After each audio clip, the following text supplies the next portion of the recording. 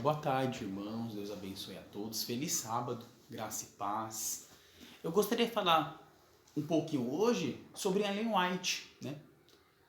Quem é Ellen White, né? Ellen Gold White, né? Porque muitas pessoas têm dúvida quem é Ellen White, o que ela significa para a Igreja Adventista do Sétimo Dia, onde eu sou membro, né? Muitas pessoas, infelizmente, acusam ela de falsa profetisa. Uns chegam até a dizer que ela é serva de Satanás. Mas o que a Bíblia fala, por exemplo, sobre o dom profético, o espírito de profecia? Eu gostaria de falar depois uma opinião pessoal minha, particular, mas primeiramente eu vou mostrar na Bíblia, tá, irmãos? Então, para a Igreja Adventista do Sétimo Dia, Ellen White é uma mensageira do Senhor, uma profetisa, né? Apesar de ela mesma não gostar de chamar ela de profetisa, ela fala, eu sou uma mensageira do Senhor, quando perguntavam para ela, mas será que a Bíblia, por exemplo, permite profetas fora da Bíblia? É isso que a gente tem que se perguntar. Será que a Bíblia permite, por exemplo, profetas não canônicos? Eu vou dar alguns exemplos agora, primeiro pela Bíblia, e depois eu vou dar uma opinião pessoal sobre Ellen White, tá, irmãos?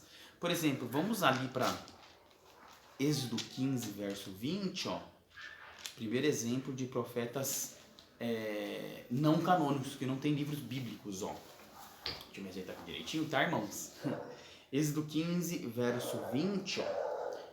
A profetisa Miriam, irmã de Arão, tomou um tamborim e todas as mulheres saíram atrás dela, com tamborins e com danças.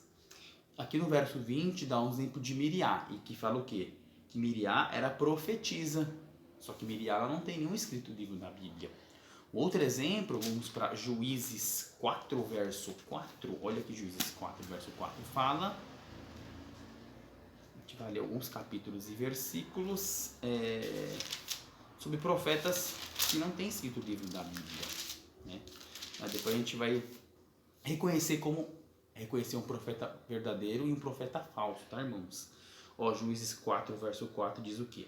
Débora, profetisa, mulher de Lapidote, julgava Israel naquele tempo. Aqui fala que Débora ela era juíza, né? Mas porém, né, que ela julgava Israel naquele tempo, mas também profetiza. E Débora também não tem livro escrito na Bíblia, né? A gente pode ver, por exemplo, em 1 Crônicas 29, verso 29. Olha o que a Bíblia diz, irmão. 1 Crônicas 29, verso 29, ó. 1 Crônicas 29, verso 29, ó. Os atos, pois, do rei Davi, tanto os primeiros como os últimos, eis que estão escritos nas crônicas registrados por Samuel, o vidente, nas crônicas do profeta Natã e nas crônicas de Gade, o vidente. Então aqui a gente percebe, irmãos, ó, 1 Crônicas 29, verso 29, por exemplo, Samuel, né, Natã e Gade eram profetas, porém não tem livros escritos na Bíblia, irmãos. O outro exemplo, vamos ali agora no Novo Testamento em Lucas 2, verso 36. Desculpa, tá, irmãos? Lucas 2, verso 36. Olha o que a Bíblia diz, ó. Deixa eu levantar um pouquinho. Aí, agora sim. Lucas 2, verso 36. Havia uma profetisa chamada Ana, filha de Fanuel, da tribo de Azer, avançada em dias, que viverá com seu marido 7 anos desde que se casará. Então aqui está falando o quê? Que tinha uma mulher chamada Ana e ela era o quê? Profetisa. Também não tem escrito livros na Bíblia. Agora a gente vai para Atos, capítulo... Perdão, tá, irmãos? Vamos aqui para Atos 21, verso 8 e 9.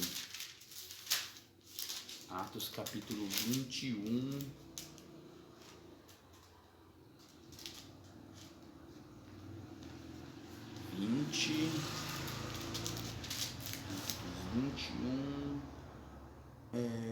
aqui verso 8 e 9, irmãos, ó.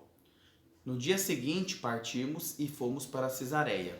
entrando na casa de Filipe, o evangelista, que era um dos 7, ficamos com ele. Tinha este 4 filhas donzelas que profetizavam. Então, irmão, você está falando que aqui, ó, que Filipe, né, então na casa de Filipe, evangelista, tinha ele 4 filhas que profetizavam. Então, irmãos, a igreja, ela tem um dom profético, né? Vocês podem também confirmar aqui, por exemplo, no mesmo livro, em Atos, capítulo 2, ó. Então a gente concluir aqui, realmente, Deus ele prometiria o dom profético para a igreja, ó. Atos 2, João 19,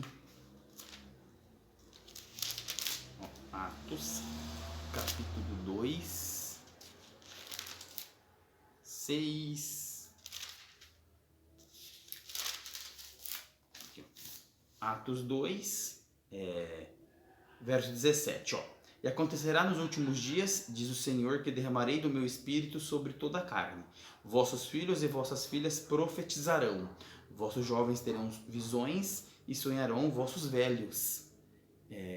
Verso 18, até sobre os meus servos e sobre as minhas servas derramarei do meu espírito naqueles dias e profetizarão. Então, irmãos, o dom de profecia, ele é prometido nos últimos dias realmente. E nós já estamos nos últimos dias. Então, e a gente percebeu vários profetas que não tem escrito no livro da Bíblia, mas Deus considerava um profeta, né? Então, irmãos, a Bíblia apoia o espírito de profecia, o dom de profecia, né? Então, e por exemplo, vamos para Apocalipse 12, verso 17, ó. E também fala sobre isso, irmãos, ó. Apocalipse 12, verso 17 é o que eu leio muito aqui no canal, ó. Irou-se o dragão contra a mulher, e foi pelejar com o restante da sua descendência, os que guardam os mandamentos de Deus, né, os 10 mandamentos de Êxodo 20, e tem o testemunho de Jesus, e se pôs sobre a areia do mar. Então eu estou falando que a igreja remanescente, ela guarda os mandamentos e tem o testemunho de Jesus. E o que é o testemunho de Jesus? Vamos para Apocalipse 19, verso 10. Apocalipse 19, versos 10, ó. Apocalipse 19, verso 10. Prostei-me ante os seus pés para adorá-lo. E João falou que queria adorar um anjo, né? Ele, porém, me disse: vê, não faça isso. Sou conservo teu e dos teus irmãos, que mantém o testemunho de Jesus. Adora a Deus, pois o testemunho de Jesus é o espírito de profecia. Claro que o espírito de profecia todos os profetas bíblicos têm também, né? Eles têm porque eles tinham o testemunho de Jesus e escreveram sobre Jesus na Bíblia, né? Mas aqui está falando o quê? Que o testemunho de Jesus é o espírito de profecia. Então a gente percebe vários profetas não canônicos tendo dom profético, né? E fala em Apocalipse 12, verso 17, fala o quê? Que a igreja remanescente, ela guarda os mandamentos e tem o testemunho de Jesus. O testemunho de Jesus em Apocalipse 19, verso 10, é o espírito de profecia. Então, irmãos, para a igreja adventista do sétimo dia, Ellen White, ela tem o dom profético, né? Ela escreveu muitos livros, né? E visões, né? Muitas páginas, né? Por inspiração de Deus realmente. Se você ler os escritos dela, você percebe que leva a Bíblia, não afasta da Bíblia. Você pode, por exemplo, pegar qualquer obra de Ellen White, você vai ver que ela sempre está escrevendo e citando capítulo e versículo, e você aprende muito da Bíblia, irmãos, né? Por exemplo, o livro Primeiros Escritos, né? Página 78, ela mesma fala aqui, o leitor vai ser salvo, tô falando com as minhas palavras agora, tá, irmãos? Que a única regra de fé e prática é a Bíblia. E que o leitor vai ser salvo não pelos escritos dela, mas pelo quê? Pela Bíblia. Então ela exalta a Bíblia, irmãos, né? Por exemplo, olha o que ela escreveu aqui no Grande Conflito. Aqui é o Grande Conflito não completo, tá, irmãos? É aquele que tem 200 e poucas páginas, tá? 287 páginas, né? O original tem 500 e pouco, ou 600, se eu não me engano. Olha o que ela fala, por exemplo, aqui, nesse daqui, ó, que a gente entrega como evangelismo, tá, irmãos? Esse livro aqui, tá bom? Que eu vou citar, ó. Olha o que ela fala no capítulo 37, na página 246, ó. Capítulo 37, o título é A Proteção, ó. Olha o que ela fala da Bíblia, irmãos.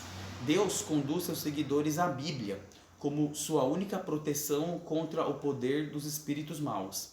Satanás usa toda estratégia possível para impedir que as pessoas obtenham conhecimento da Bíblia.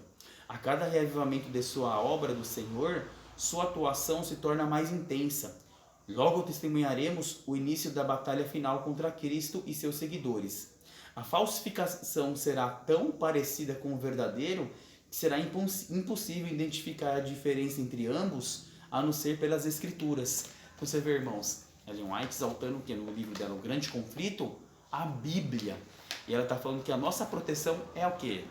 Não os escritos dela, mas a Bíblia, a palavra de Deus, irmãos. E ela mesma fala que no tempo final, a gente só vai saber o que é verdade e o que é mentira pela Bíblia, irmão, pela Bíblia.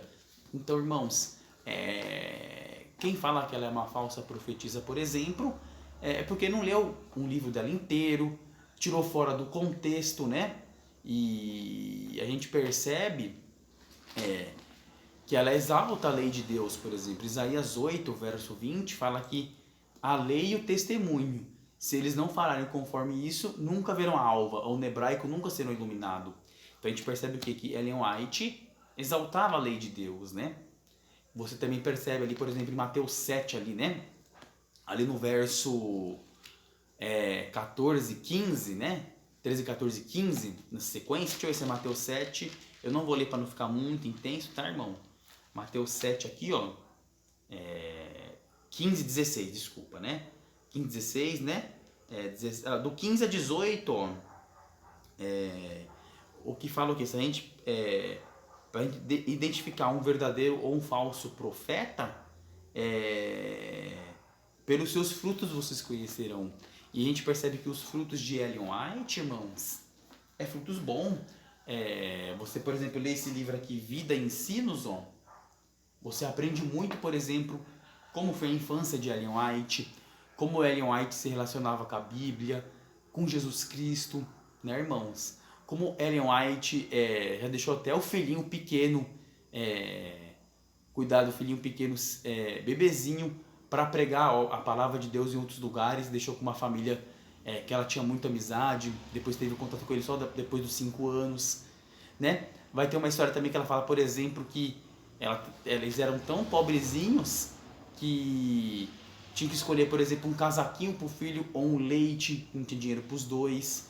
E o marido, né, o Tiago White, trabalhando muito, muito, muito para ter a impressão na época de jornais, para todo mundo conhecer as verdades da Bíblia. Então, irmãos, e a minha opinião sobre Ellen White é que ela é uma profetisa verdadeira. Eu posso dar um testemunho que quando eu sempre estudava a Bíblia, eu ganhei até um livro apócrifo, eu tinha muito medo de ler livro fora da Bíblia, porque eu não queria, de repente, ser enganado com a Bíblia e coisas que a Bíblia não apoia. E eu lembro que eu falava, não, só a Bíblia, só a Bíblia. E é isso que o cristão tem que ver. É só a Bíblia, tá, irmãos? João 5, verso 39, fala o quê? Que estudar as Escrituras, nela contém a vida eterna. E é toda a Bíblia, segundo Timóteo 3, verso 16 e 17, toda Escritura é inspirada por Deus para corrigir, para ensinar, para redarguir. E João 17, verso 17, santificai-vos na verdade, a tua palavra é a verdade, né? Isaías 28, verso 10, é o mandamento aqui, o mandamento ali, um pouquinho aqui. Então, irmãos, quando eu comecei a ler os escritos de Ellen White, irmãos, eu fiquei tão impressionado que esse livro de Ellen White levou a Bíblia. Então, ela mesma fala que os escritos dela é uma luz menor que conduz a luz maior que a Bíblia. E então, irmãos, e teve profecias, por exemplo, o livro Eventos Finais, várias coisas que ela escreveu e aconteceu. Só vocês lerem Eventos Finais, né? E você vê que ela exalta muito a Jesus, irmãos. Livro, por exemplo, Desejado de Todas as Nações, O Caminho a Cristo. Então, irmãos, eu por experiência própria posso falar. Quando eu li os livros de Ellen White, realmente, irmãos, o que eu aprendi mais da Bíblia, porque ela sempre escrevia, estava capítulo e versículo. Ela nunca exaltou os escritos dela. Ela sempre o quê? Exaltou a Bíblia, irmãos. Então, é isso que eu acho de Ellen White. Eu acho, sim, ela é uma profetisa verdadeira do Senhor, né? Mas que exalta a palavra de Deus, a Bíblia, irmãos. Então, ela exalta a lei de Deus, né? E Apocalipse 12, verso 17, o diabo está irado quem guarda os mandamentos e tem a fé em Cristo. Então, irmãos, é isso que eu acho de Ellen White, tá bom? Vocês veem aqui no meu canal aqui de estudo bíblico, eu nunca citei nenhum trecho dela, sempre pela Bíblia. Mas a minha opinião sobre Ellen White e sobre a igreja adventista é essa, né?